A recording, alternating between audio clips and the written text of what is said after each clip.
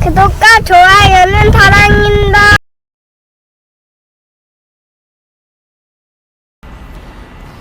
오늘 말씀은 환상 중에 하나님께서 아브라함에게 말씀하시는 내용입니다. 오늘 이 말씀을 통하여서 우리가 묵상할 수 있는, 또 기도할 수 있는 몇 가지 내용이 있습니다. 첫째로, 하나님 앞에서 불평하지 않게 하옵소서입니다. 하나님 앞에서 불평하지 않게 하옵소서. 2절, 3절 말씀을 다시 읽어드리겠습니다. 아브라함이 이르되 주 여호와여 무엇을 내게 주시려 하나이까? 나는 자식이 없사오니 나의 상속자는 이 다메섹 사람 엘리에셀이니라. 아브라함이 또 이르되 주께서 내게 씨를 주지 아니하셨으니 내 집에서 길린 자가 내 상속자가 될 것입니다. 하나님께서는 오늘 1절 말씀을 보면 아브라함에게 이렇게 말씀하십니다. 나는 내 방편이 내가 받게 될 상급이 아주 클 것이다.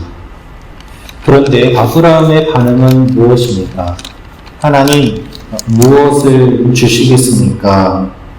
주 여호와여 무엇을 내게 주시려 하나이까? 라고 이야기를 합니다.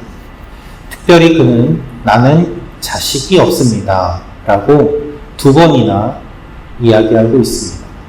2절, 3절에 나오는 이야기가 표현은 다르지만 하나님, 내게 자녀 주시겠다고 약속하셨는데 자녀를 아직까지 주시지 않으셨으면서 또 무슨 약속을 하신다는 말입니까? 라는 약간의 서운함과 그리고 불평이 담겨 있는 대답입니다. 하나님께서는 아브라함을 불러주셨습니다. 그리고 아브라함은 하나님의 인도하심에 따라서 많은 재물을 소유하게 되고 또한 많은 사람들을 거느리게 되고 때로는 강한 용사가 되어서 잡혀간 자신의 롯을 구해오는 일도 하였습니다. 그러나 정작 하나님께서 처음에 약속하신 자손이 많을 것이라는 그 약속은 아직까지 이루어지지 않았습니다. 그렇기 때문에 그의 마음속에 다른 것들은 있다고 하더라도 내게 자식이 없는데 이것이 무슨 소용인가 라는 근본적인 의문과 불평이 그의 속에 있었던 것입니다. 아브라함은 자녀가 없습니다. 자녀가 없습니다. 라고 이야기합니다.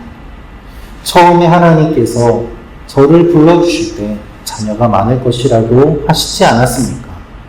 하지만 하나님 아직도 자녀가 없습니다. 주께서 내게 씨를 주시지 아니하였으므로 없습니다. 라고 이야기를 하고 있습니다. 돈도 있고 땅도 있고 힘이 있지만 자녀가 없습니다. 그러니 아브라함은 불평하고 있는 것입니다. 이미 그는 속으로 다 계산합니다. 하나님, 저는 자녀가 없기 때문에 저희 종 엘리에셀을 후계자로 삼아서 그에게 다 물려주는 것이 마땅하지 않겠습니까? 이미 그가 인간적으로 다 바라보고 계획을 세우고 속으로 그것을 미루어 짐작하고 있음을 우리는 엿볼 수 있습니다. 여러분, 하나님께서 아브라함에게 물질을 주셨습니다. 하나님께서 아브라함에게 능력을 주셨습니다. 그리고 또 하나님께서 나타나셔서 다시 한번 약속을 주십니다. 그렇다면 우리는 어떠한 반응을 보이는 것이 자연스럽겠습니까? 하나님께서 물질도 주셨고 힘도 주셨으니 약속하신 대로 자녀도 주시겠군요 라고 그렇게 감사하며 약속을 받는 것이 자연스럽지 않겠습니까? 그런데 우리의 일반적인 모습은 어떻습니까? 하나님, 돈 주시고 땅 주시면 뭐합니까? 자녀가 없습니다. 이것이 우리의 일반적인 모습입니다. 하나님께서 이것도 주시고 저것도 주셨는데 우리는 주시지 않은 한 가지를 바라보며 불평합니다. 우리의 태도가 바뀌어야 됨을 주님은 말씀하고 계십니다. 이 새벽에 우리는 어떠한 모습을 보이고 있습니까? 주시지 않은 것으로 인하여 불평하고 있습니까? 아니면 주신 것을 보며 감사하고 그렇게 주신 하나님이 앞으로 더 주실 것을 기대하고 있습니까? 하나님 앞에 약속을 붙잡고 불평이 아니라 기대로 나아가는 여러분과 제가 되기를 원합니다. 두 번째로 알 수 있는 내용이 있습니다. 그것은 하나님의 약속을 믿는 사람 되게 하옵소서입니다. 하나님의 약속을 믿는 사람 되게 하옵소서. 4절에서 6절 말씀 읽어드리겠습니다. 여호와의 말씀이 그에게 임하여 이르시되 그 사람이 내 상속자가 아니라 내 몸에서 낳을 자가 내 상속자가 되리라 하시고 그를 이끌고 밖으로 나가 이르시되 하늘을 우러러 목별을 셀 수 있나 보라. 또 그에게 이르시되 내 자손이 이와 같으리라. 아브라함이 여호와를 믿으니 여호와께서 이를 그의 의로 여기시고. 하나님께서 아브라함을 데리고 나가셨다라고 되어 있습니다. 그를 이끌고 밖으로 나가 이르시되. 창세기 12장에서 처음 아브라함을 만나셨을 때에도 하나님께서는 하늘의 별과 같이 사막의 모래와 같이 자손들이 많아질 것이라고 하셨습니다. 그런데 이번에도 다시 한번 아브라함을 밖으로 데려가시며 하늘을 보여주십니다. 여러분, 믿음을 유지하기 위해서는 믿음을 기억해야 합니다. 믿음을 기억할 때 그 믿음이 유지됩니다.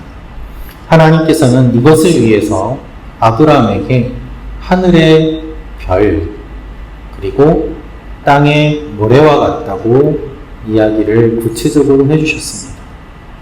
여러분, 밤에 무엇이 보입니까? 수많은 별들이 보입니다. 낮에는 무엇이 보입니까? 온통 모래가 보입니다.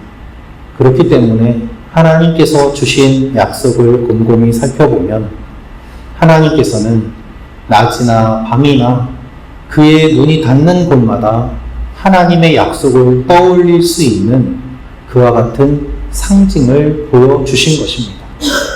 그런데 그것을 지금까지 매일 보면서도 아브라함은 하나님의 약속을 잊었던 것입니다. 하나님께서는 그래서 다시 한번 상기시켜 주십니다.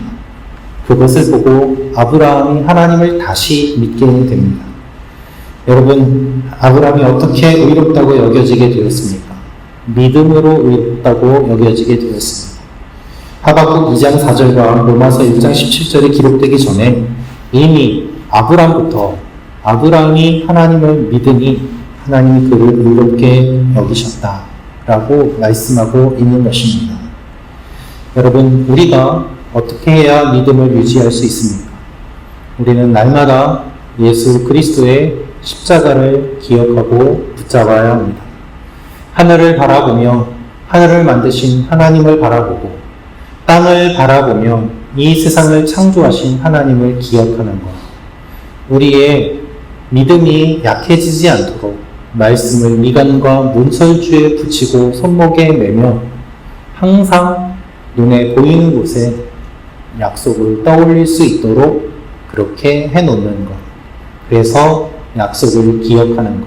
이것이 중요함을 하나님께서 말씀하고 계십니다. 그래서 오늘도 하나님 앞에 기도하는 것이죠. 세 번째 우리가 알 수 있는 내용이 있습니다. 그것은 하나님의 약속을 의심하지 않게 하옵소서. 하나님의 약속을 의심하지 않게 하옵소서. 8절을 보면 아브라함이 여호와를 믿으니 여호와께서 이를 그의 의로 여기시고라는 말 바로 뒤에 다시 한번 이렇게 이야기합니다. 주 여호와여, 내가 이 땅을 소유로 받을 것을 무엇으로 알리이까? 믿음이 좋았던 것 같기도 하고 좋지 않았던 것 같기도 하고 하는 모습이 계속 반복됩니다. 그런데 8절에 기록되어 있는 이 이야기는 불신을 나타내는 것이 아닙니다. 자신의 생각으로 이해되지 않는 것에 대한 반응입니다. 하나님을 못 믿어서가 아니라 자신의 생각을 뛰어넘는 그와 같은 하나님의 말씀에 자연스럽게 보이는 반응인 것이죠. 그래서 하나님은 아브라함의 질문에 아무 말도 하지 않으십니다. 하나님께서는 그 대신 그와 언약을 맺으십니다. 그 언약을 맺기 위해서 동물을 잡고 그것을 둘로 쪼개고 그 사이를 걸어가시는 당시의 계약서를 쓰는 것과 같은 그 행위를 주님께서 말씀하고 계십니다. 내가 나를 믿기 어렵니? 그러면 내가 계약서를 써줄게. 이것이 주님께서 오늘 우리에게 말씀하시는 내용인 것입니다. 여러분, 하나님의 약속은 단순히 구두로 계약해서 순식간에 뒤바꿀 수 있는 것이 아닙니다. 주님의 약속은 계약서로 쓴 것이고 피로 쓴 것이고 목숨으로 쓴 것입니다.